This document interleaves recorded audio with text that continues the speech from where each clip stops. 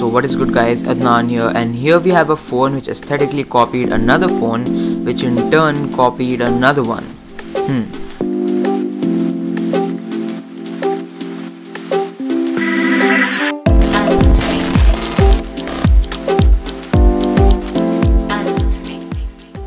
This is the Lego T5, weird name aside, a really premium smartphone for the fraction of a price of the OnePlus 5. Another premium smartphone again for the fraction of a price compared to the real flagships today. So, twice the cut in price and yet the same experience? Well, with me using the phone as my daily for over 20 days now, I can assure you that it comes strikingly close in many aspects but falls short greatly in some others. First off, the unboxing experience far exceeds that of the OnePlus 5 or be it any other smartphone. Inside the box you get this shiny piece of metal, an appreciable case, some not so really bad earphones, a shitload of documentation and sadly also a micro USB cable. No USB Type-C, and that is my first letdown with the phone. Day 2, I put my SIM in and start setting up all my apps and data, only to realize how gorgeous the bloatware was. So a quick APK install later and some more cleaning up, the phone became what I would call as usable. The first few days involved me checking up on apps like Facebook, Twitter and Instagram with a heavy dose of YouTube, Play Music and Phonograph. Oh, and that display is a 1920 by 1080p panel with a pixel rich density of 480. Glad to say that the device does support VoLTE and the network connectivity is godlike. The T5 has a MediaTek 6750T processor clocked at 1.5 GHz, and yes, while the clock speed is undeniably slow, the actual day-to-day performance of the phone are done exceptionally good. Obviously, with using a brand new OnePlus 5 immediately before getting the T5, my eyes could easily catch hold of the little frame drops and the significantly low processing speeds. But what appeals to me till now is the 4GB of RAM being used to their fullest. You could open up to 11 apps and truly multitask without the fear of them automatically closing in the background.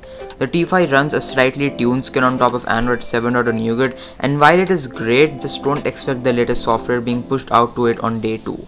Now let's talk about the two things that truly make and break the device's reputation. The first positive aspect, the build and design. The phone is only a bit thicker and heavier than the OnePlus 5. It really has a similar arrangement too, with the dual cameras located in the top left of the device with a flash separated by a microphone. I didn't really dig the fact that both the volume rockers and the power button are situated on the same side, and to make matters even worse, they aren't even tactile enough. Below you can find the infamous but trusty micro USB port with a headphone jack and a speaker. That's it, no extra gimmicks, sliders or useless buttons, and that's what makes the design so appreciable. To the front you can find a camera, a flash and also the incredibly quick fingerprint scanner. Quick, which one's which? The only physical button on the front is the home button, and you can tap once on it to go back, long press on it to go home and swipe on it to access the recents menu. If this arrangement isn't too convenient for you, you can always call out for the virtual buttons as well. Well, that was the part which makes the device worth $150, the performance and the build quality. However, the only thing that the T5 miserably fails at is its main selling point, the dual cameras. Open the app for the first time and you can pretty much conclude it's all just a gimmick. To make matters even confusing, one of the shooters is a 13 megapixel primary camera while the other is an assist 5 megapixel shooter, which is also monochrome and also a bit less in focal length. What? Now I'm pretty sure every single one of you know how portrait mode works. You need two cameras of two different focal lengths, usually a normal and a telephoto one. Somehow the Lego T5 boasts a portrait mode, which is lies. It literally adds blur to the entire picture, but the middle, that's not portrait. In its defense, the picture quality when you're not using the secondary camera and are in a well-lit situation is pretty nice with a decent dynamic range, and oh, the front shooter is actually pretty good.